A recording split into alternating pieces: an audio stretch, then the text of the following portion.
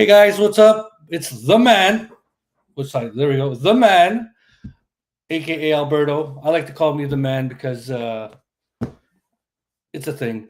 But welcome to the episode number 2 of After the Slam podcast. I am your host Alberto, and we got a special guest today from the Casa D18 Studios. He is the Renegade of Wrestling. He is JJ Williams. He's backstage waiting on me, guys. Again, full disclosure, I am making this is an interview for the pro wrestler. It's not about what we are talking about going on about wrestling. It is about the person who loves pro wrestling. And JJ, talked to him backstage, really cool guy. Had an amazing weekend. So happy for him. And we are going to basically talk about him and his passion of pro wrestling. I am excited for this one. So ladies and gentlemen, JJ Williams. What's up, my dude? What's going on, man? I'm excited to have you on the show. Absolutely, man. I've been looking forward to this ever since you first hit me up about it. It's rare that you find people that want to interview the fans and see why this is their passion. You know, everyone always wants to talk to the wrestlers. Yeah. So totally cool that you did this, that you reached out to me. I'm looking forward to the conversation, man. I was on Spaces. I've been on Body Slam Spaces for quite some time now, and it's basically I go onto Spaces when I see a wrestling space. I'm like, I got to jump in, and I basically listen. As you know, I don't talk that much. I'm a little afraid, to be honest. So, because the IWC can be scary when it comes to public opinions, man. Oh my goodness!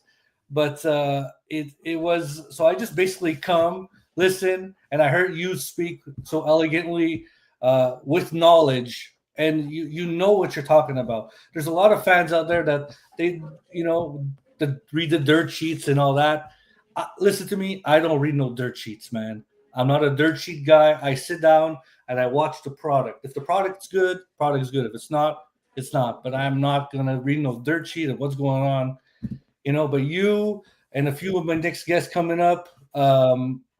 I'm very happy to even met you guys on Spaces. Very welcoming. So thank you for that, by the way. Yeah, absolutely.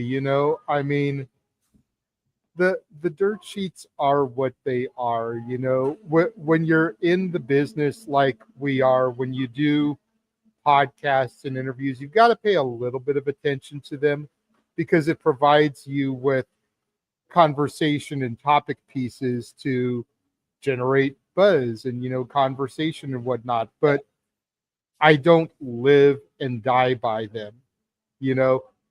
I used to joke with some of my friends who kind of swore by the dirt sheets. I'm not a religious guy, but the last time I checked, the Bible didn't have books of Meltzer and Sapp and Alvarez in there. So let's not take their word like it's gospel. You know what I mean? That's my point. I do see some people coming into the comments. I see my boy Walter is in there. Hello. He's part of the crew. Bali Man, that's my dad, is in there. Oh. Good afternoon.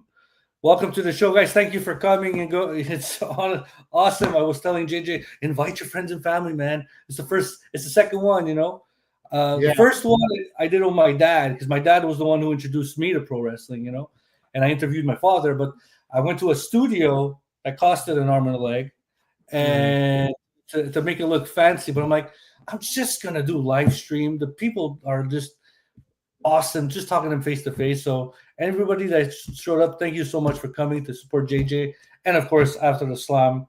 But let's get to it. We're gonna just freshen up a bit, easy questions, just to break the ice. I'm assuming. Yeah, sure.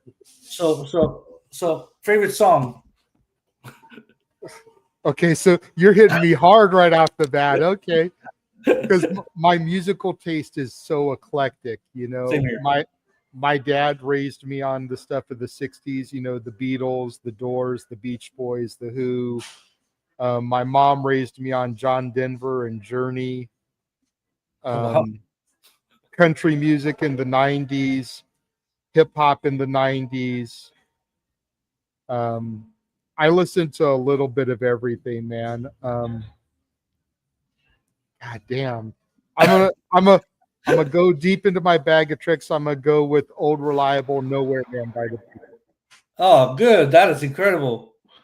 See, I'm Foo Fighters. I'm a Foo Fighters big fan, and Everlong was my thing. And then REM, Man on the Moon.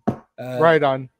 Andy Yeah. Kaufman reference, if you know what I mean. Yeah, definitely. Yes. You know, I was telling you backstage about where I was yesterday. I actually wore a Beatles like button-up shirt from Yellow Submarine Oh, to go to the show. So anybody say anything about that? actually, I got quite a few comments about the shirt. A lot of people were digging it. I see my brother just popped in, Mike Caldwell. Hi guys. I'm gonna shoot the comments after because there's a lot going on my screen. So Yeah, like for sure. comments later, and we'll answer all your questions. If you have any questions, obviously shoot them in the comment section, and JJ or myself would answer whatever question. But let's do another question here. If someone has to film a wrestling movie, right? Someone about the fans of pro wrestling, and you're a part. They cast you. JJ Williams is sitting in the crowd watching a show in this film. Who is the actor that's playing you? Jack Black. That is incredible. That is awesome, man. I like that one. Yeah, Jack Black. What movie did he make recently? That I'm Anaconda. That's coming out. Plug Anaconda. Shoot me Yeah, up. with him and Paul Rudd. Yes, yes. Jack Black. Why Jack Black? We're both heftier guys. We're both up there in years. You know, I don't look it, but I'm pushing 50 years old. Pretty good, my friend. So I just think we both have kind of the same sense of humor. Oh, So that's why I went with him. it's funny because my wife and I were just talking about not Jack Black, but the movie School of Rock. And my wife and I, we usually do this Halloween piece every year of a video on TikTok and whatever. And we want to do the scene of when he was trying to convince the teacher to do a school field trip in the edge of something. I forgot the song, but the song was playing in the background and the teacher was loving it. And we were trying to let's refilm that scene and post it on TikTok and see what people think about it. But anyway. Right on. All right, so let's get to the show, man. First question for the fan, the ultimate fan for me, the Renegade of Wrestling, JJ Williams. How did you get into this wicked world of pro wrestling? My story is probably kind of interesting because I got into it later in life. I didn't get into wrestling until college. I was always the guy that was like, oh, wrestling is fake, it's gay, it's a bunch of oiled up men in their underwear, play fighting. I was a hater of wrestling for a long time. And then I was in college, and my brother, Mike, who's in the chat, like I said, and one of my other friends, Bruce, were just having a conversation one day. It was right around WrestleMania 12. So it was going into the Iron Man match. And I'm just kind of dismissed him. And then a couple years later, we were heading into the Highway to Hell, summer of 98. Mm-hmm.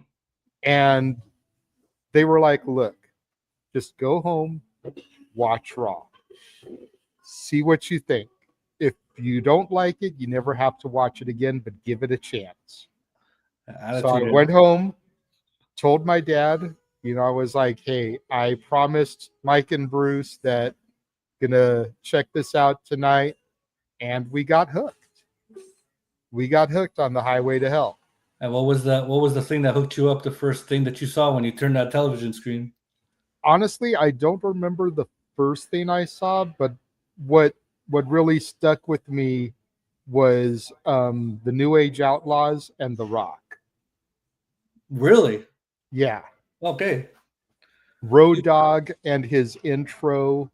Oh, and then and then The Rock just oozing charisma, And at that point, he was kind of a tweener. He had just left the nation. He was kind of becoming a natural, organic baby face just before he turned and went corporate. So he was kind of walking that fine line there.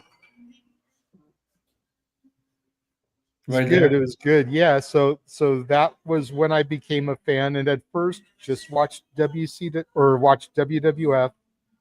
And then I want to say it was early 99, we checked out WCW. and we turned over to that on a commercial from Raw. And I remember the first thing I saw was the Nitro Girls. And I was like, okay. And Yes. then they left the screen and Rey Mysterio came out. And I Okay. was hooked on WCW with Rey Mysterio. The cruiserweights. Yeah. That is so. So if you want to circle back here, let's go back, JJ. Back when you started watching wrestling, who was your favorite back then? Obviously, the answer must have changed by now. But I mean, back Yeah. then, Back then, my favorites were The Rock, obviously, and X-Pac. I thought that he had such great athleticism, and he hadn't gotten to where he was getting X-Pac heat yet, still DX and everything. That SummerSlam was the hair versus hair match against Jeff Jarrett, where Jarrett lost his hair. So still immensely over as a baby face. But yeah, I would say The Rock and X-Pac were my two favorites on the WWF side, and then Rey Mysterio on WCW. how did you like the WCW NWO time? There was I came in towards the end of it. okay. So, You got to figure, like I said, it was 99. So I think Goldberg had just lost his streak okay, or was getting ready to lose his streak. NWO had already kind of ran its course. There was Hollywood, there was Wolfpack. Hogan wasn't around as much. So I kind of missed the whole like NWO at its prime, at its peak. It's interesting because when I hear you in spaces and talking to you, I would think you were a fan way back when in the golden era, but it's surprising. Like I started watching it when I was 3, and telling my father, "Ooh, look at me, I'm Hulk Hogan." I was, God rest Hulk Hogan, but I mean, I'm Yeah. I'm surprised. I'm very surprised. I'm going to take a quote here from a man who's very polarizing in the wrestling community, Vince Russo. Oh my God. Back in about a year or so ago, we actually got a cameo from him to kind of rag on one of my friends, Josh Mansfield. And in the cameo, he told Josh, do your homework, bro. That's why I sound so educated, man. Once I got into this, it was head first, deep end. Yeah. I started going to the local video store, renting videotapes, recording, and then returning them. So I had like my own VHS tape with The King double of the Ring 96 and Survivor Series 97 on one tape. I just started going. Every videotape that they had, I would dub my own copy of it and doing all my research. So I've done my due diligence. I've seen stuff from the past. My buddy Noah and I went back and we did retro calls of WrestleManias. And I've got WrestleMania 1 through 12 and in the bag to put up on the channel at some point. We just need to go through all the others. And then one year on the road to Mania, just each day we'll drop another retro call. Boom, boom. That's cool. I remember doing the same thing you would have done with the the VHS things with our wires, and let's get the video store, let's record it, put it on this tape. Yeah. I did all that too, man. And it's crazy. Like for a wrestling fan aspect, that's something that we are all together we could relate to. The wrestling tape traders. If you're 35 and over, you are a wrestling tape trader. Don't tell me you were not. And if you're a big fan. Now we're spoiled with Netflix. Well, I'm from Canada, so I get Netflix. But like now with ESPN and all that stuff going on, we're spoiled with getting this wrestling, But back then, as our generation, we were dubbing VHS. I think I had like 16 VHSs in my house. It was me and my dad. We were dubbing tapes from all over the place. And back then, there was not much. Like my father was a big Japan. He liked Japan stuff, but not much. He liked also. He watched WWF, WCW, right? And we were just watching those back and over. And the amount of rewinds on the damn cassettes. My goodness, the amount of rewinds. Oh But yeah, definitely. it's crazy, man. And nowadays, now just like a little PVR, it's simple as that. But with tape trains, the magazines. Were you a magazine collector? Yep, I had a subscription to WWE magazine, Raw magazine, SmackDown magazine when those started to splinter. Yeah. I actually was even getting the WoW magazines, if you remember that, World of Wrestling, Yes. because that was one of the only ways you could get ECW content. They covered ECW in there. Got some of the WCW magazines. Yeah, I've actually got in my backpack the most recent issue of PWI with Willow Nightingale on the cover. Ah, okay. That's how I always wonder. Like now, I'm looking at my local like stores and stuff. If they have magazines like Pro Wrestling Insider and like PWI and stuff, I can't find any more magazines back home. They don't bring them here. Yeah.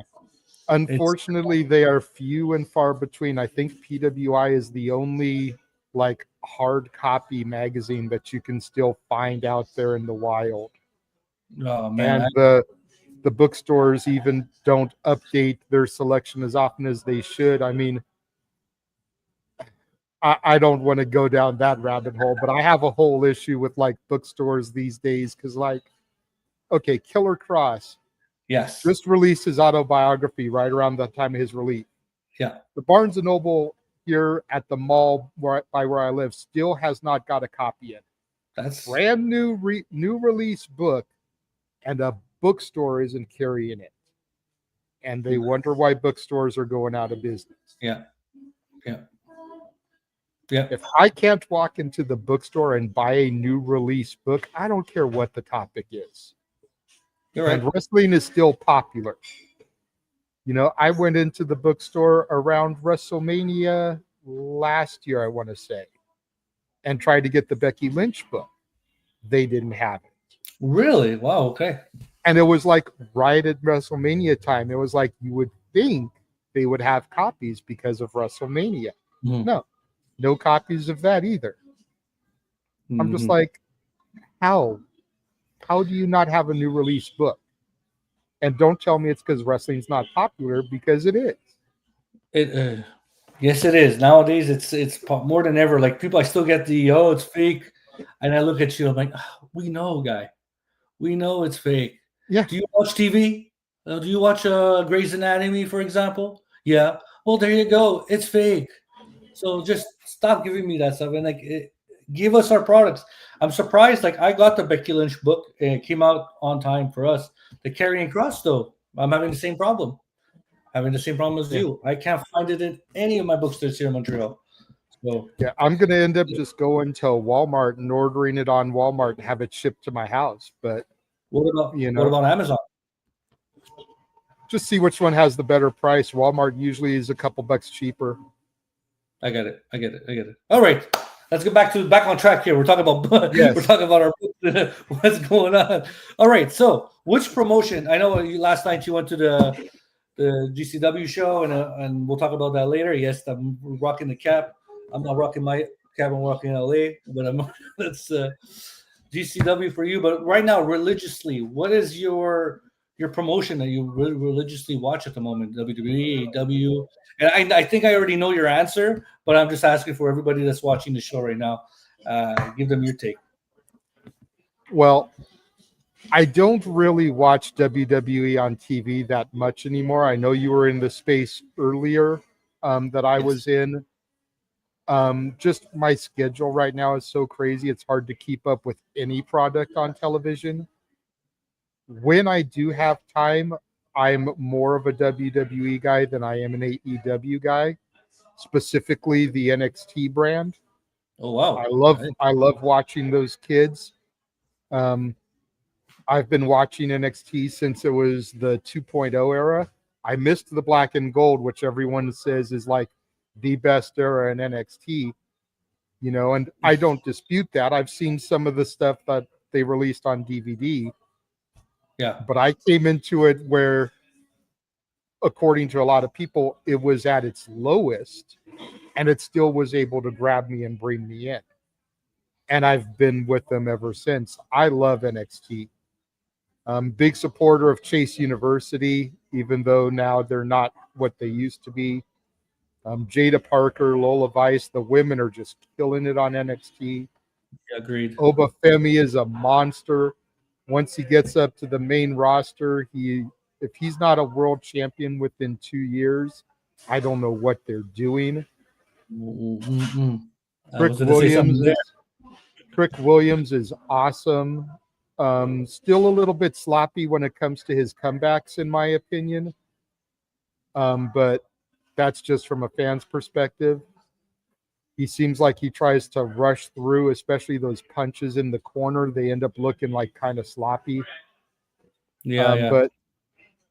But yeah, WWE NXT is probably my preferred brand.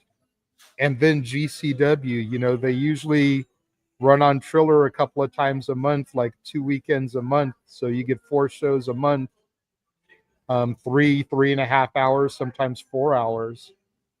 And that's become must-see TV. So if I can get time to watch something, I'm usually tuning into those things. So NXT it is. See, I was you said Obafemi 2 years champion. I agree with you 1000%. But what are they doing with Braun Breaker? They said the same thing about him. That's just like a, So I'm trying to figure that out. We don't know. But again, enjoy the show. Yeah.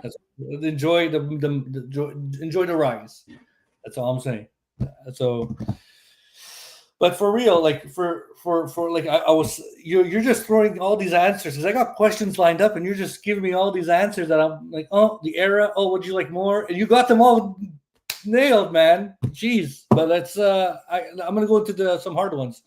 Hey, I'm a talker, man. Once I get rolling, I just start spewing, and I try not to give simple one-word answers because that irks the crap out of me. So I always try to elaborate right off the jump. Yeah. That way, whoever I'm talking to doesn't have to be like, well, what do you mean? Can you explain to me? It's just instinct to go into that right off the jump. I understand everything you're saying, and I'm agreeing with you most of it. So it's good. It's like I met a new friend, forever friend, And Walter's clowning me. JJ's always long-winded. Oh my goodness. This is a two-part question for you now, as I want to get to know you more as a wrestling fan. Storyline wise, what was actually it's 4 parts, but I mean we're gonna start with 2. What was your the favorite storyline past, and what's your favorite storyline going on now? That's a hard one. Yeah, now I've got to actually think. You got me here for a second. Yes, I got it. Yes.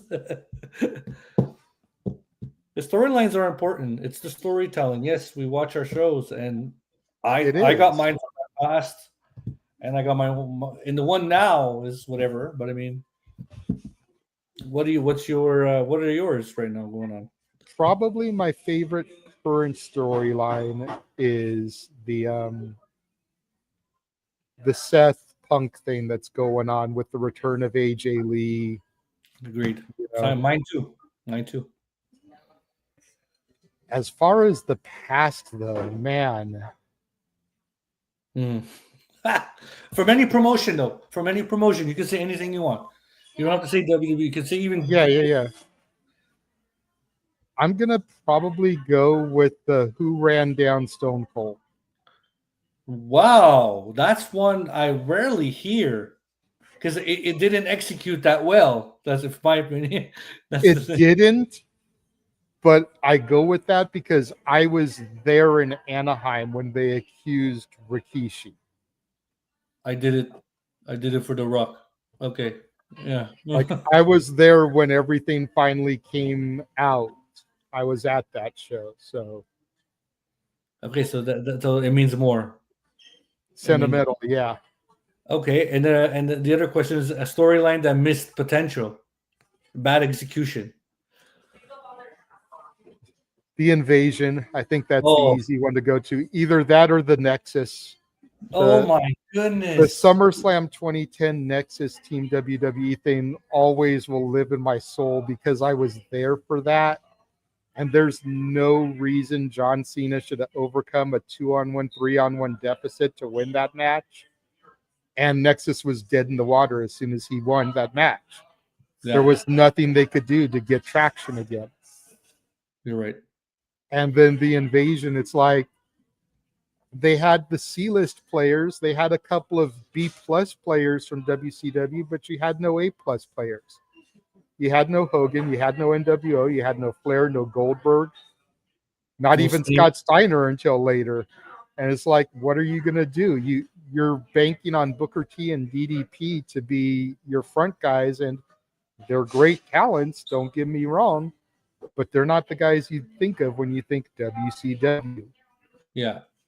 See, I agree with you. Those are the two answers of mine as well, man. It's crazy how we have. I think in general, a wrestling fan would say the same thing, but like those are the ones, the invasion. But it got me to like Lance Storm a lot more. I like Lance Storm. He came out of there, not Yeah, like he became IC champion, whatever. But like I liked Lance Storm, and look at the execution they did to RVD in that storyline. RVD became a yeah. bigger name because of that storyline. RVD is probably the only plus to come out of that storyline. Yeah, yeah. I really hope they Um, did something better with Raven though in that one. yeah, yeah. But I wish they could have done more with Raven too. I had been an ECW guy prior to the invasion because we had it on TNN out here. yeah, So ever since it started showing on TNN, me and my dad were watching that every week. The one time ECW came out here to California, the real ECW, Heatwave 2000, we actually went to the Olympic Auditorium and saw that live. So that was cool. That was the night that RVD debuted the Van Terminator, and that was a coast big, to coast. yeah, big sound, big noise on that chair shot landing, and it echoed all the way over here where I live. Oh yeah, I watched ECW. What time was ECW playing for you back at home? I want to say it was on at either 8 or 9 o'clock. So it Yeah, would you're 2 or 3 hours ahead. I'm 3 hours ahead of you, So so it would like, have been midnight for you. yeah, I was watching it like midnight, 2 o'clock in the morning. Yeah, um, yeah, it was, but it was something worth it. I remember Oh, I had the biggest crush on Dawn Marie, for God's sake. Anyway, Dawn Marie was my chick. Um, I was a miscongeniality oh guy. yes, ooh, my And God, of course she merged into becoming Lita. So yeah, I've yeah, been riding with her since she was in ECW. So yeah. And she was more. I found she was more nastier in ECW when she until she was like she was nasty, nasty. But whatever, nasty in a lot of ways. This is a family yes. show. Kids could watch this. We're gonna go back to Bad Boy, Alberto, Bad Boy. Okay, here we go. Since this was potential storylines, but what about rivalries? Favorite rivalry and one that you from the past, and one you said it now, Rollins and Punk, and the rivalry back there. You said it right, yeah. So um, As far as just rivalries, Punk and Joe in Ring of Honor. those were classics. And the Iron Man, they had an Iron Man match. Yeah, like just their whole series of matches in ROH was, a masterclass in storytelling and professional wrestling. Same thing with AJ Styles and Christopher Daniels in TNA, and then when you added Joe to the mix there too. X Division, yeah, yeah, yeah. So those were your rivalries. See, Yeah, yeah, I agree with you 1,000% on those ones. Mine changes from time to time, but it's not about me. It's about you.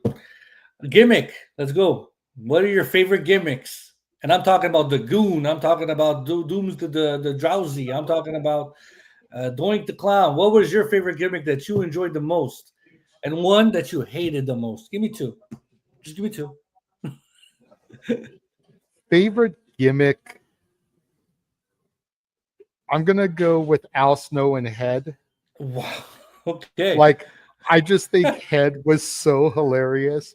Okay, so Help I'm me. a Yeah. sucker for a good comedy match. And as stupid as it is, I always loved the match from King of the Ring 98 with Al Snow and Head teaming against Then Too Much Would Become Too Cool. Yeah. And Brian Christopher, the future Grandmaster Sexay, took a bottle of Head and Shoulders to put it onto Head so he could pin Head's shoulders to get the victory in the match.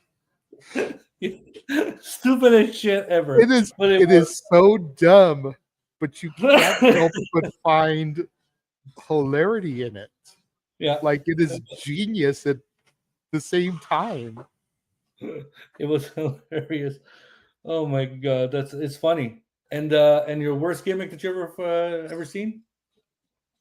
Worst gimmick that I've ever seen. Yeah. That's a tough one. For me, I'm gonna go with Muhammad Hassan uh, just because of the timing of it all. Like dude was phenomenal in the ring. yep. Dude could have been so much more than what he was. It was just bad timing for that gimmick. Same thing as the when they did the Sergeant Slaughter Hulk Hogan back at Yeah, WrestleMania. One of them. 91 WrestleMania 7.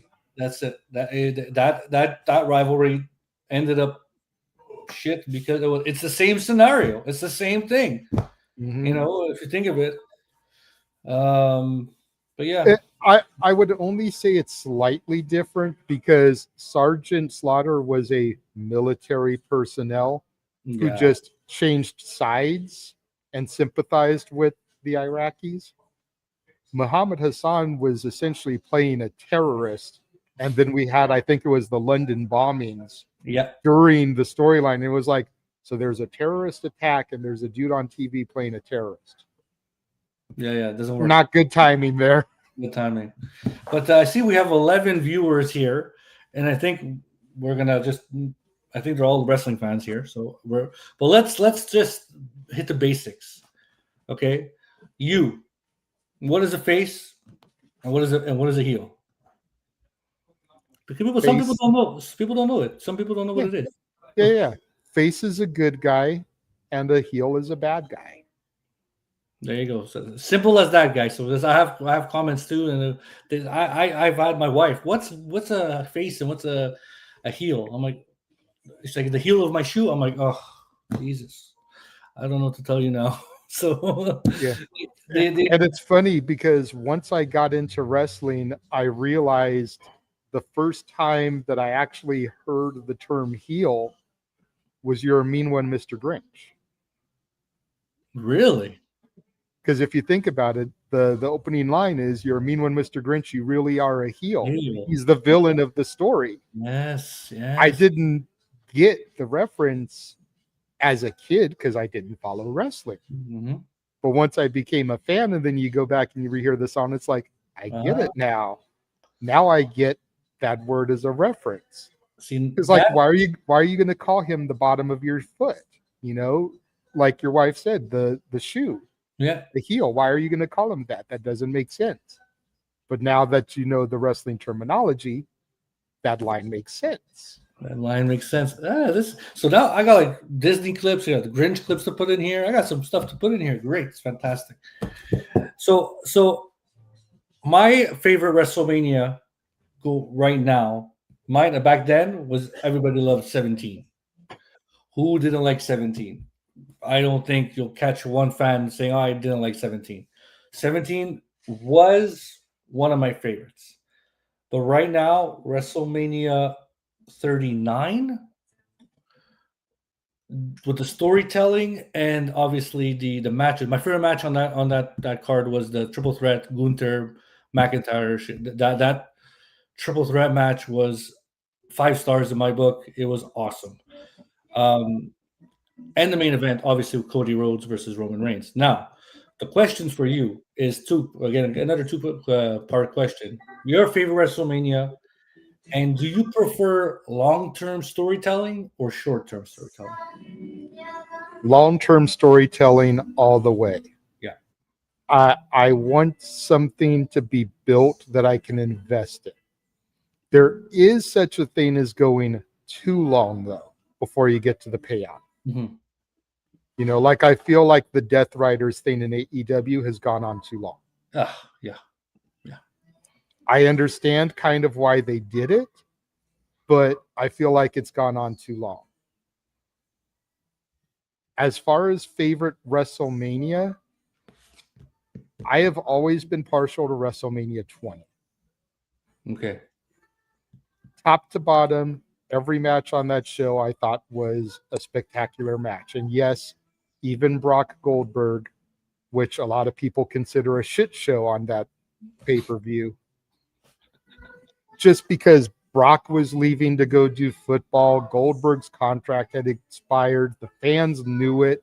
They were shitting on it the whole time. Brock was getting visibly it was loud. upset. Yeah.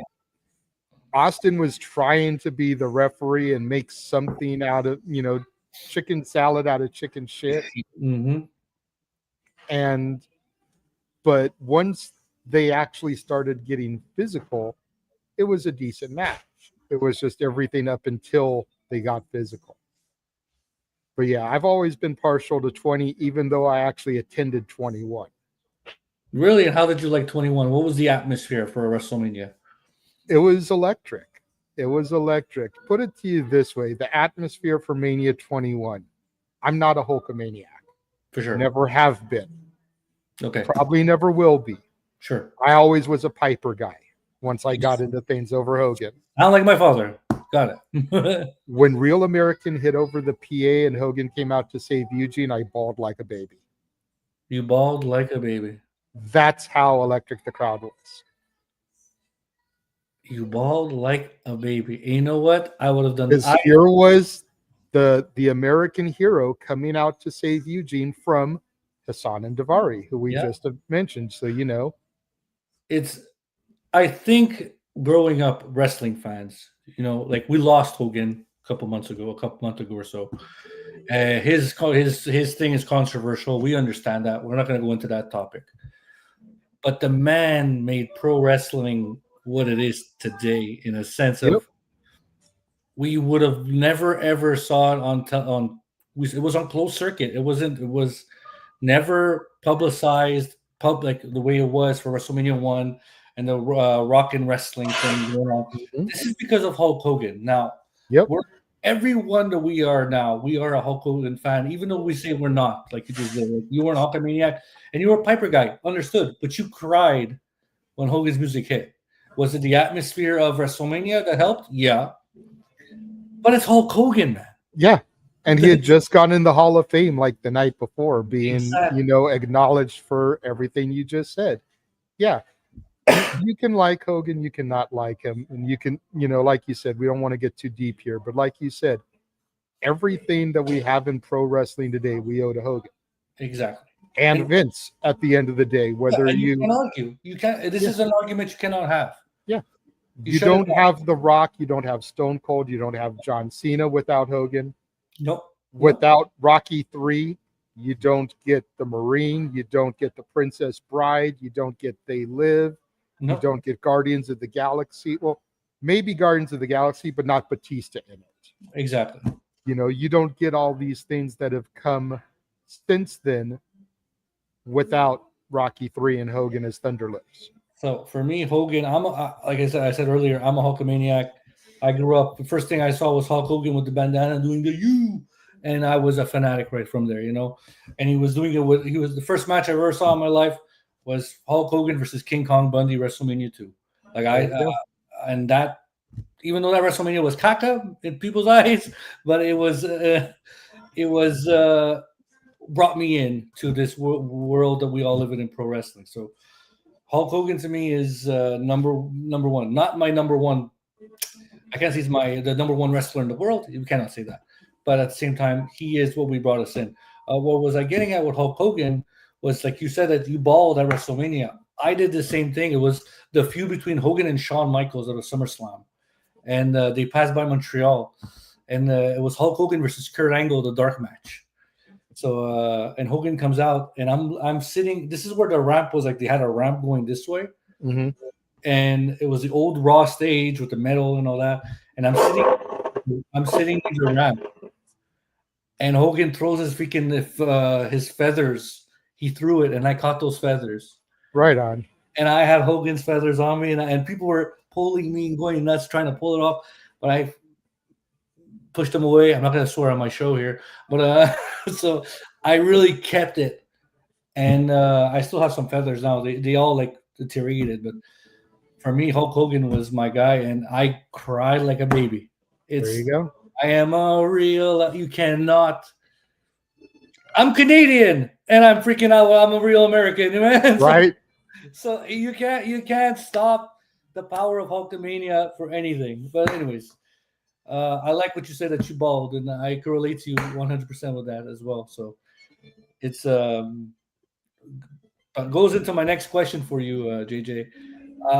Favorite moment? I'm assuming that was one of them, or you have one particular favorite moment that you have in pro wrestling, and it could be in any promotion that you could be talking about. Even last night, moment could be one of them. Last night, you can say anything you want. Favorite moment. I'm gonna go back to my favorite WrestleMania, the closing shots of Benoit and Eddie embracing in the ring. Yeah, were you bowling there too? No, but it was a beautiful moment because it was two guys that were always told they would never be the top guy. Yeah, And there they were, best friends, ECW together, Japan together, WCW together, WWF together, and they're closing it out at the most famous arena, Madison Square Garden, yeah. hugging it out in the ring. That's I remember that WrestleMania because I was where was I was in high school in that WrestleMania, and I was second like the senior year, and we were like 15, 20 guys talking about Benoit, and he's not gonna win the Rumble. He's not gonna win the Rumble. I'm like, guys, he's number one. He's not gonna win. I'm like, he's gonna win the Rumble. There's something that tells me I made a good $340 that day. But so There he you won go. that Rumble. And this is what I'm not reading no dirt sheet and who they're gonna push. I just saw the storytelling they were doing on SmackDown at the time of him with Brock, him with Kurt, and all that stuff. And I'm like, there's something going on with Chris there. And I went with Chris. And the moment he made Triple H tap out at WrestleMania, I won another $340. And There you go. and thank God for Chris Benoit. And I'm not saying anything back from thanking God, but I mean, Chris got me some money that day. And I was a senior in high school, so it's all good, Paid the beer. But Chris Benoit that day, favorite moment, WrestleMania 20, I gotta say, um, that one, yeah, I could agree with you. Maybe not mine, but I could agree with you why it's your favorite moment. And is it also your favorite match? And I believe you would. Yeah, that's a hard question to any fan. A favorite Yeah. match is plenty. Um, but that wouldn't be your favorite. Like, what's your favorite match that you ever saw? Because we're winding down. We're already at 45 minutes. I don't take too much of your time here. But Um, favorite match is a hard question. yeah, it is. Yeah, it is because it changes all the time. Okay, give me. Okay, this is what I'm gonna do here. I'll tell you what. We'll go through this, and I'll hit you with three kind of like different eras. Perfect. Savage Steamboat Mania 3, 3. Got it. Hands down. Brett Owen Mania 10, Okay. and then earlier this year there was an intergender 6-man tag match that, in my opinion, is my match of the year. I can understand with people's tastes. Maybe it is, maybe it isn't, but it should be top 5, top 10 of the year, regardless. It was from GCW's show, The Top Play. And it was Alec Price and Jordan Oliver, who are known as YDNP, and Marcus Mathers, who's a WWE ID prospect on Evolve and everything. And they took on Billy Starks, Miyu Yamashita, and Megan Bain. And the six of them just went to town for like 20, 25 minutes, and it's just amazing shit. That one was your top. Yeah. All right. For this year so far, yeah. So is there a reason why you have favorites only for WrestleMania? Do you have anything that besides WrestleMania matches that you could recall? It's just those are the ones that I go back and visit the most, because every year I usually will like go back and rewatch WrestleManias to get hyped for Mania. Whereas other pay-per-views I may not go back and rewatch as often. Okay. So that's why I think that those come from that. I get you. Okay, so like for If you want me to pull something else off the top of my head that's not from a Mania, I would say Turning Point 2004, AMW versus Triple X, Six Sides of Steel. my goodness gracious, America's Most Wanted, most underrated tag team ever is America's Most Wanted. Chris Harris and Jim Stewart. My friend Jeff was in Orlando for that show, sitting next to SoCal Val, who was working with TNA at the time, and he still legitimately has her fingernail marks in his skin from her gripping him while Elix Skipper walked the top of that cage. And he did the crawling and boom boom. Oh yeah, I remember that. And that's one of their best highlights they ever have. Mm-hmm. And I find TNA is very underrated. People like back then TNA was on Wednesdays and only on pay-per-view. And I remember watching that, and they were like $10, $9.99. Yep. And it was worth every damn dollar. Like I watched TNA stuff. Then when AJ Styles popped out, that's it. AJ freaking Styles. That's it for me. I was my guy. Then I started fading away from TNA when they started bringing in the Christian Cages and the Kurt Angles. Even though it was still good back then, it wasn't bad. But it was starting to become like you saw, like they're trying so hard to compete. When you try hard to compete, you're bound to fail somehow. So the same thing for AEW and this whole weekend that happened, and I was like, just enjoy the damn show. These guys are giving you production. They're giving you events. Just watch it and enjoy the time. But okay, so those are your matches. We'll talk about. We're 48 minutes. We have another 25 minutes to go. I'm gonna hit a commercial. If you want to get a drink, we're gonna hit a drink. Give me about 30 seconds. I'm thirsty. So, all right. So, all right.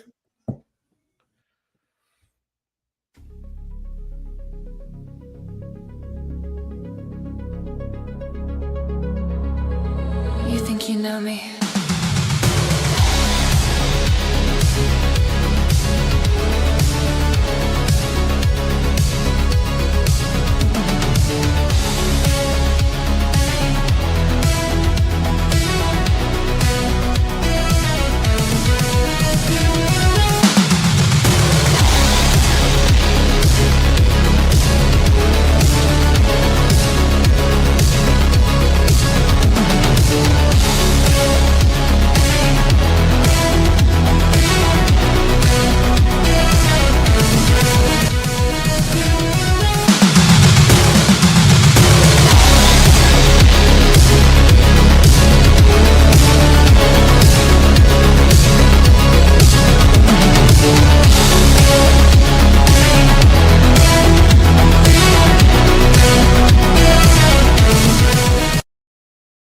And we're back. Got myself a drink. We're going to bring back JJ to the stage. Here he is, JJ Williams, the wrestling renegade. Oh, the renegade of wrestling. My bad. I like the wrestling. It's all renegade. good. I like that one. But we're going to get back to the show. How'd you like that commercial? I tried. See, I was working on commercials. Yeah, it was good. It was good. I saw parts of it because I was getting messaged by my dad and from Walter talking about how much they're enjoying the show. So I had to hop off the screen here for just a second so I could respond to them. But yeah, it was a good commercial. The show. Thank you for that. The show again is for the wrestling fan. It's like we're a lot. We're a lot of people. We're a lot. Like, and I could talk tons of guests, but like I want to relate to the person. Like I want to know more about you if I hear you on a space or something. So you were one of the first ones that I reached out to, and I reached out to like 5 of like people I actually get along with, kind of thing. Because I don't like too aggressive. I don't like people like, so just sit down and enjoy. If you like the product, you like pro wrestling, just sit down and watch the show. That's it. Our buddy Noah always says, just enjoy life and enjoy professional wrestling. It's as simple as that. Exactly. And it's funny you say that because I tell my wife, I tell her, it's wrestling, then it's you, my love. Don't worry about it. At least she knows where she lays. She knows exactly where she lays. But here, all right. So, all-time match that makes it stand out. You said it before. It was the Benoit triple threat match, WrestleMania 1. No, was it that one? No. Yeah. No, that was the moment. Was after that. That's it. What else? What's your favorite theme song ever besides Real American? Mine is it plays every single time now. So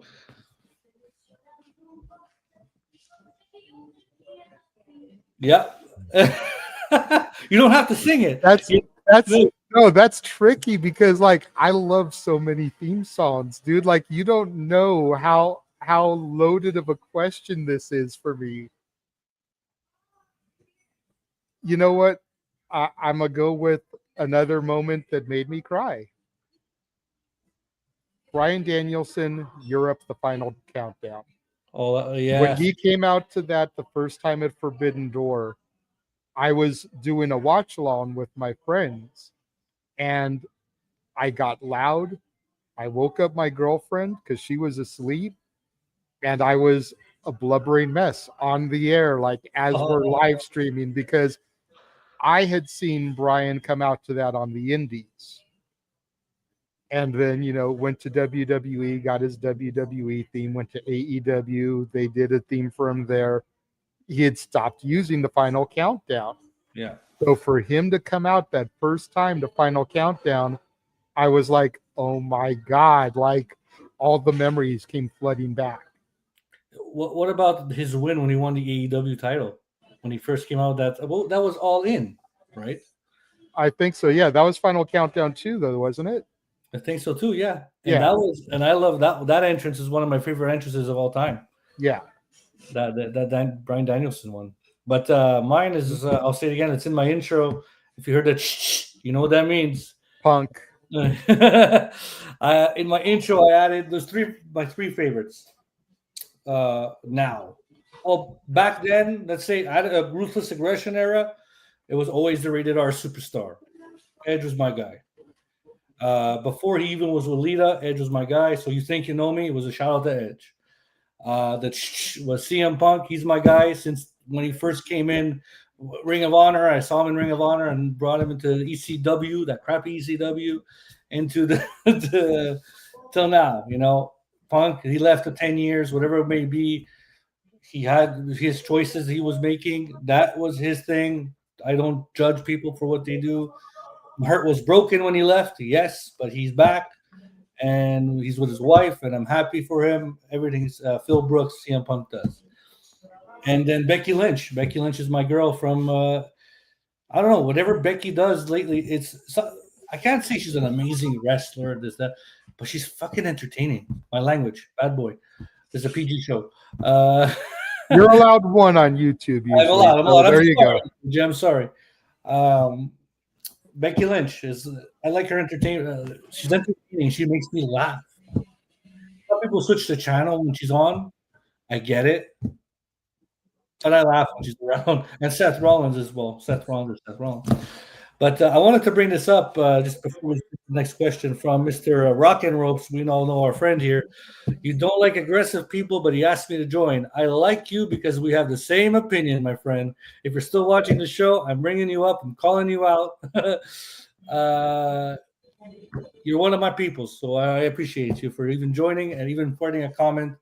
And I can't wait for next weekend. You and I, Rock and Ropes DJ, he's going to be on the show. We're gonna ask some similar questions, but I'm gonna shoot the shit a bit more. And he's the controversial one on the show. Definitely. So I'm, but again, DJ knows how to get people riled up. yeah, and I'm not. I have nothing to say, but I can't wait to have him on the show, like the same way I had you. Eric Bischoff always said controversy creates cash. DJ knows how to create some controversy, get people riled up, get people talking. If he knows how to put cash in my pocket, even better. But all right, so we're gonna wind down a bit now. JJ, thank you very much for being on the show again. I'm gonna ask you a few more questions, and we're gonna do part 2 of this. I want you to come more. Like we're gonna do. Yeah. I'm gonna do part 2s, part 3s. Just to hang out and talk. Because right now I want to get to know the person, and I got to know your likes and your dislikes, and then we'll talk more about wrestling on another show. We'll talk about what's going on in the current product. But for now, I like to get to know the renegade of wrestling, Mr. JJ Williams. All right, so let's go. But we're gonna wind down. I'm gonna ask you a few more questions. If you could rebook a major wrestling event, say a WrestleMania, an AEW show, GCW show, what would you have ever changed? You have to one thing you could rebook in your life. What would you do? Pick one. There's a lot. But I think I would go back to the Invasion and rebook that pay-per-view. Okay, how? That's the thing, is I'd have to go back and look at the talent and figure out how I would want to restructure it. Yeah, there was so much potential there. Yeah, there was. Even with the people that they didn't have, I feel like they could have done more with the people that they did have. If that makes sense. So again, I'd at least have to bring up the wiki and see who was on the show, because it's been so long since I've seen the show flat out. So part 2, we can revisit that in part 2. Give me time to figure all that out, but it would probably be the Invasion. Okay, no problem. Part 2. I'm looking forward to it. Okay, next question. If you could pick 2 wrestlers from any era, main eventing WrestleMania, who would it be? Dream match of mine has always been Bret Hart versus Kurt Angle. All right, Bret Hart versus Kurt Angle. Which Bret Hart and which Kurt Angle? Because there's plenty of variations of those two men. Do not say Bret Hart today. No. I would say Bret Hart in 96, 97 when he was doing the anti-America thing. Sure. And I would say Kurt Angle. I want to say it was Unforgiven 01, right after 9/11 when he won the world title. They kind of put it on him because he's the American hero and we needed that boost up. So have American hero Kurt Angle with anti-America Bret Hart. Mr. Canada, yeah. So I get it. 2 of the best technical wrestlers of all time putting on a clinic. You got the sharpshooter versus the ankle lock. Yeah. You could even put the flags out there and do, I don't want to make it gimmicky and say flag on a pole, but just have a flag in each respective corner to represent and everything. Yeah. I totally respect that answer. It's something I would have picked as well, but I'm more of so that's your dream match. But I'm asking, pick a guy from the past and pick a guy from now. Oh, okay.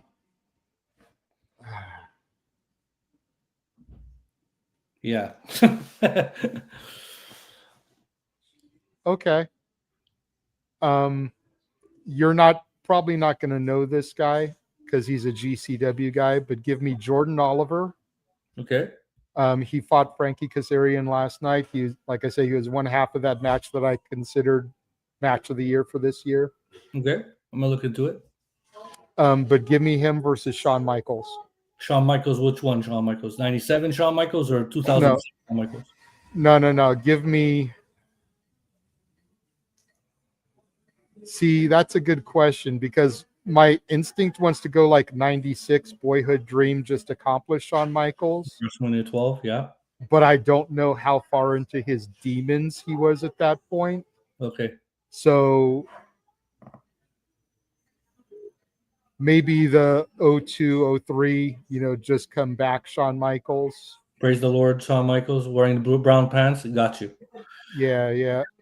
It would depend how deep into his demons he was in 96, because if he was still like mentally healthy, then I would say give me that one, because that was still, young Shawn Michaels trying to prove that he's worthy of this spot. Yeah. And that's kind of the way Jordan Oliver is he's young kid trying to prove himself, and he's just got some great high flying. I think it would be good with Shawn. I'm gonna look into. I don't know much about Jordan Oliver, but I'm gonna look into it because obviously it's from you. So like I respect your not just your opinion, but your thoughts and who you should like look at for. So I'm gonna look into Jordan Oliver. So GCW, I'm coming your way for the tapes. Next Again, question. Triller Plus, man. You said you've got Triller. I think it's only like $7.99 more a month for the Triller Plus here, and it Okay. unlocks a whole lot of independent wrestling shows live every week. House of Glory, GCW, OVW, Defy, all those things become free. So when they show those shows, just kick back on a Friday, Saturday night, grab a beer, put your feet up with the wife, and check out some independent wrestling. It's worth the investment. I'm gonna check that out. I'll do everything you just said, but without the wife. Hey, I don't want to sound like a shill, but I've tried to put a bunch of people onto it, man, because it's just like minor league sports. You've got to support the up and comers for there to be a future of the business. It doesn't matter if it's hockey, basketball, baseball. You got to support the minor leagues for there to be a major leagues in the future. Absolutely. These are the guys that are going to be in WWE, AEW down the road. Jordan Oliver's been doing work for Ring of Honor. Absolutely. Which, of course, is owned by Tony Khan and AEW. So if Tony is impressed by Jordan's work, he could very easily become All Elite in the not-so-distant future. I've seen him on the come up. So you've got that investment where people that maybe tune into Ring of Honor are like, who's this kid? Why is he fighting Katsuyori Shibata? I'm like, dude, that's Jordan Oliver. You need to go check out this match, and this match. That's why he's fighting Katsuyori Shibata. So you just landed right, boom, on my next question. What wrestler do you think deserves more recognition? Push that hasn't gotten it yet. There's your answer, right? Well, as far as the indies, yeah. I mean, I definitely think him and his tag partner Alec Price deserve some more eyes on them. If I'm thinking about the major companies, I think the WWE is doing a huge disservice with Carmelo Hayes. Mm-hmm. He deserves a much bigger push. Yeah. I mean, you can't walk around with a nickname like him and barely be on television.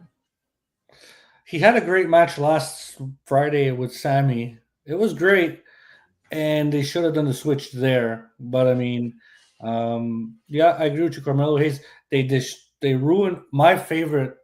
He's not there no longer, but he's doing great things elsewhere. Karrion Kross. They had so much potential with him that they just messed it up there. They messed it up. And over in AEW, again, you were in the space earlier, so you probably heard me mention this, but Wardlow, they should be doing way more with Wardlow. I'm a big fan of Brian Cage, believe it or not. What the hell what are you doing? This Brian Cage could have been your world champion. Cage is out on injury, but I completely co-sign with you on Cage. I actually saw Cage on the come up here in SoCal because he would wrestle for Championship Wrestling from Hollywood. Mm-hmm. When he was teaming with Sean Ricker, who would become Eli Drake, who would become LA Knight. There you go. Yeah. They were a tag team called Natural Selection and managed by Percy Pringle III, the former Paul Bearer, before he passed away. So I saw Cage on the come up, and yeah, Cage is another guy that they should be doing way more with. AEW seems to like the smaller guys, not the big jacked muscle guys, whereas WWE has always been the land of the giants, and the smaller guys can't really get over. That's absolutely. But again, you put. If I have to pick, okay, I have to pick Brian Cage or Darby Allin. I'll go. I was ingrained with growing up with the Brian Cages, but Darby Allin, he's a psychopath. But whatever it is, maybe. If you could pick a wrestler from the past, let's say 1996, 97, or 88, 89, whatever you want to do, and put him into the wrestling of today, from or of in a WWE ring, or an AEW ring, or a New Japan ring, or a GCW ring. Which one would you put from the past, put them in the wrestling environment of today? One guy or girl.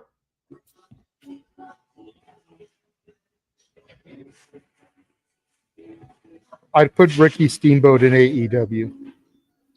Ricky Steamboat. Which one? Because I know Ricky Ricky Steamboat. the Dragon. Like, Which one? Three? What year? yeah, What- WrestleMania 3, Ricky Steamboat Okay, see, this is where in AEW. I totally get it. But what about Ricky Steamboat when he was facing stunning Steve Austin in WCW? I like that guy there. I feel like he was on the tail end of his career at that point. Okay, yeah, agreed. Yeah. You know, Ricky Steamboat 83 or 87, whatever it was, WrestleMania 3, he still had the Flair rivalry ahead of him when he went back to the NWA. Yeah, yeah. So he still had, you know, a good little bit of time. He still had his world title run coming in the future. So you put that Ricky, the IC champion Ricky, in there with guys like, you know, Kenny Omega, Takeshita, Okada, even the Young Bucks. I'm not a Young Bucks guy, but those Neither am guys are pretty good. I'm not going to take away their in-ring work, you know, but you put that Ricky Steamboat in there with those type of guys, kill. So you would say Ricky Steamboat would be your favorite back then? Yeah. 100? Yeah. Okay. Final two questions, bud, and we're going to wind it down here. We got 10 viewers. Everybody, again, thank you for joining After the Slam podcast. JJ, thank you again for joining me. Thank you for having me. Interview. Whomever is watching, we're at 12 people. Whoever is watching and is a wrestling fan and wants to be interviewed, because it's all of this show is all about you. Hit me up in the DMs on Twitter or on TikTok or whatever, and I'm happy to meet you and happy to talk wrestling. I hope JJ I didn't offend you in any other way, today. Nah, absolutely not. I feel like I know the rest of my team is going to want to get in this on some point. You know, Walter in the chat, I'm sure he's going to want to talk to you. I'm sure my buddy Noah would want to talk to you. You know, and then you can give the little cartoon graphics for all of us. Yeah. We can incorporate that into our show on Saturday night. Whatever you guys need, I'm willing to have. It's not about, for me, it's not about the buck. It's not about being monetized. It's about meeting you guys, like meeting you today. I'm enjoying my time. Like I want to. So when I go into a space, oh, JJ's there. I know who JJ is. You know, like I'm Absolutely. not that. This is what it's about: meeting the person individually, having a one-on-one connection, and the love of pro wrestling. That's what it's all about. So final two questions here, and we're gonna end this, and we're gonna go to a part 2, and we're gonna pick a date for that one. But if you have to pick a crossover match, two guys from different promotions or a triple threat match, whatever you want to do, which ones? Any of the guys of today, which ones would you put in the ring in the JJ Renegade of Wrestling JJ Williams promotion in the main event for your championship? You could pick whatever one from each brand or whatever brand there is, or just two one-on-one match. It's up to you. All right. I'm going to go a direction that you probably wouldn't expect because I'm a huge tag team wrestling guy. Perfect. So I'm doing Axiom and Nathan Frazier. Okay. Versus the Young Bucks versus YDNP, Jordan Oliver and Alec Price. Triple threat match. In a ladders match for your tag team championships, I'm assuming. So your tag team guy, which I appreciate very much, is growing up, I was a tag team guy. I was a Heart Foundation, Demolition kind of guy. So the Rougeau brothers from my hometown. So I know Jacques Rougeau. So like it's the Mountie. I know that kind of situation. Right. So like I appreciate the tag team aspect that you just brought up. So tag team match, and that's your ultimate. All right. So the final question: where do you see pro wrestling in the next 10 years?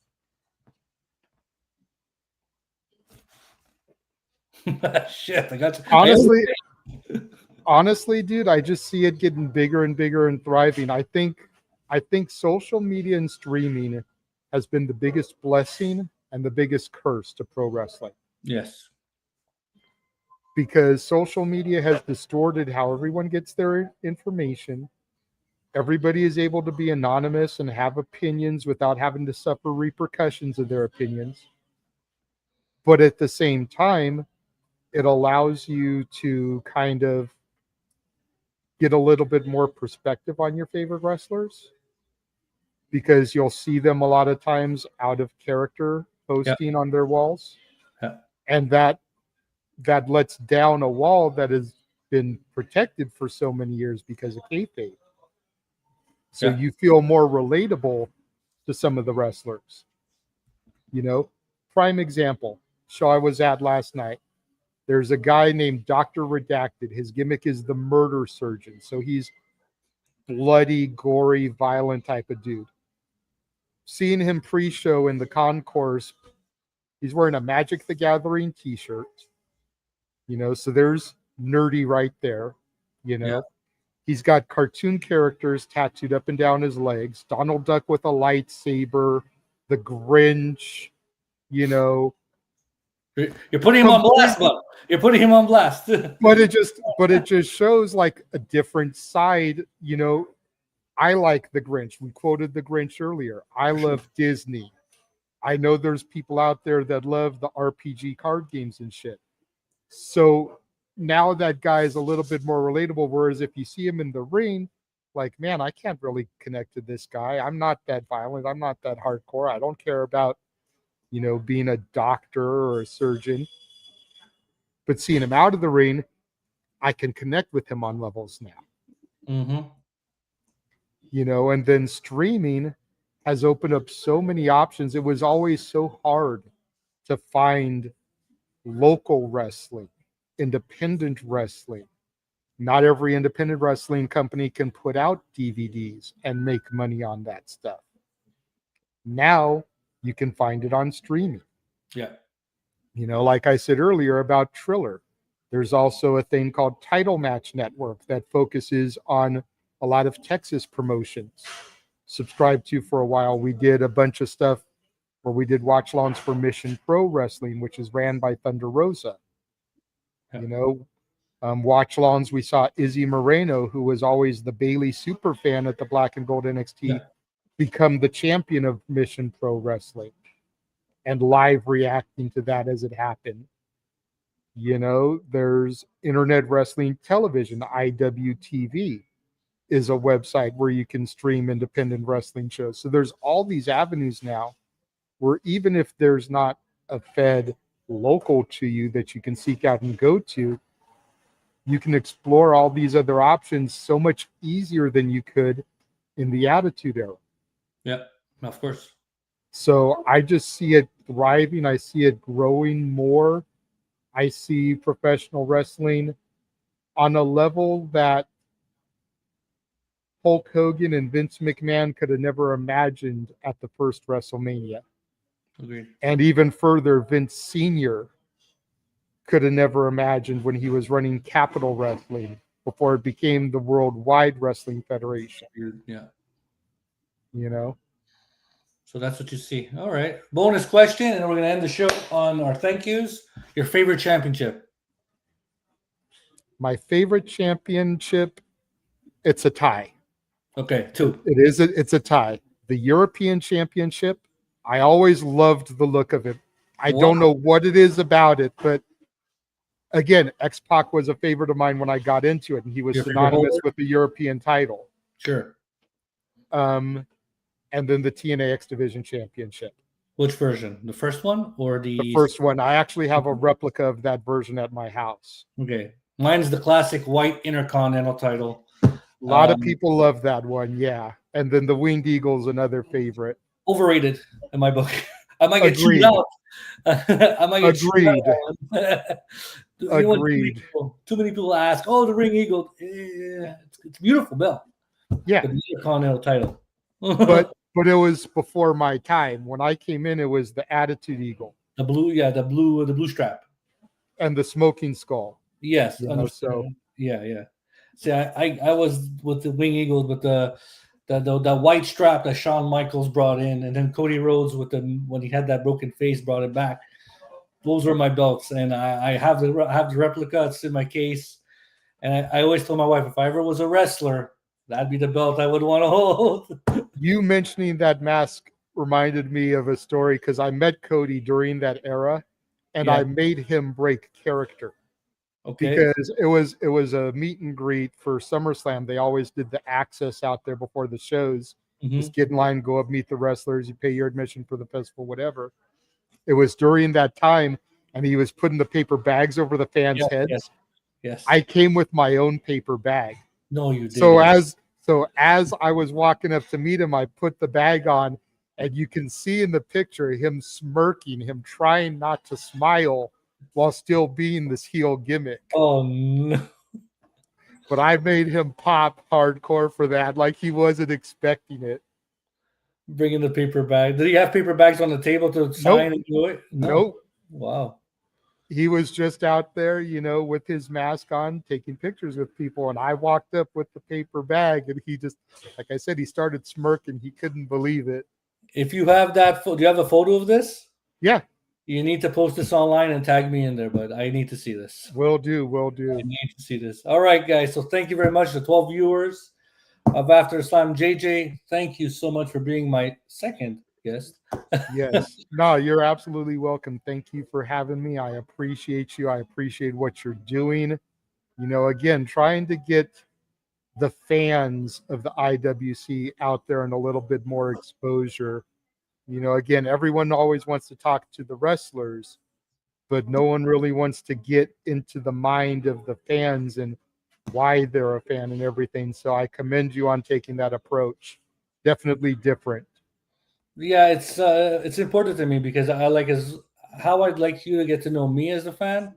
I'm more excited to get to know you because we all have been to these arenas. We sit Yeah. down at the chairs. There's a fan on your right and there's a fan on your left. You don't know your names, but don't tell me you do not end up talking to them about pro wrestling and what's going on. Absolutely. So that's what this show is all about. After the slam, it relates to bodyslamaapparel.com with my merch and all that stuff, but this is what's more important and getting to know people like you. So JJ, time is everybody that's watched. We got 12 viewers, which I did not expect. And everybody whoever wants to be on the show, just hit me up in the DMs and on Twitter. I'll follow you back. JJ, do you want to tell the fans and everybody who's watching where they could reach out to you on social media or everywhere they do your YouTube channel or anything? Go right ahead. Yeah. I've got a few things that I can plug that way. Yeah, absolutely. Obviously, my YouTube channel, Casa D18 Studios. You can find me on X at Casa D18 Studio, no S at the end of it. And the Simply Reliable Studios, which I'm a part of, at SR Studios 2024 on X. And then I just want to give a shout out to the people in the chat here. Subscribe to Rage of Wrestling, Walter. He just cracked the 200 mark a little bit ago, last weekend, I believe. So he's getting to go to WrestleMania in Vegas next year. Yes, I heard that. Get to go and meet up with my buddy and actually meet him in person if we don't get to connect ahead of time because he's in NorCal. I'm in SoCal. And then if you're on the X's, check out Rock and Rope's going to be coming up here at 5:30 Eastern, 2:30 Pacific. I'll be in there with DJ, talking more wrestling, having a blast. I want to come on those shows one day. If I'm going to just pop in, hit that invite button, just listen and talk. I don't want to get my ass chewed up. But DJ's not the type to do that. He welcomes all opinions. So if DJ's you're there awesome. this afternoon, then just request the microphone. He'll bring you up. Yeah. What did I want to say here? Obviously, who's the one who I subscribe to that's going to WrestleMania? Walter, Rage of Wrestling. Walter, Rage of Wrestling, hit me up.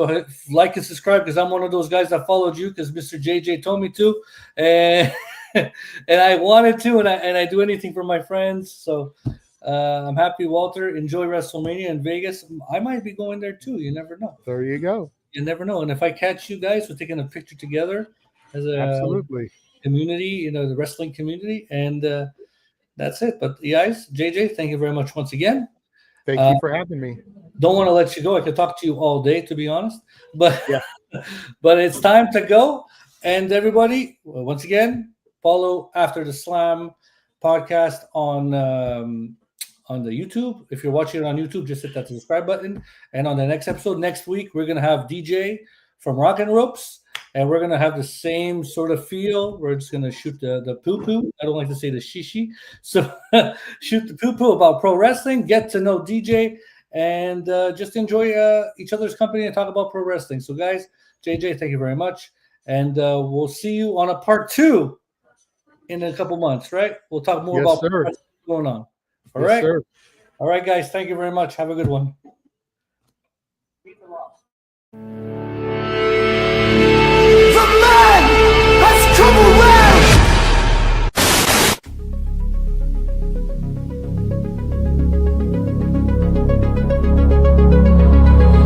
You think you know me?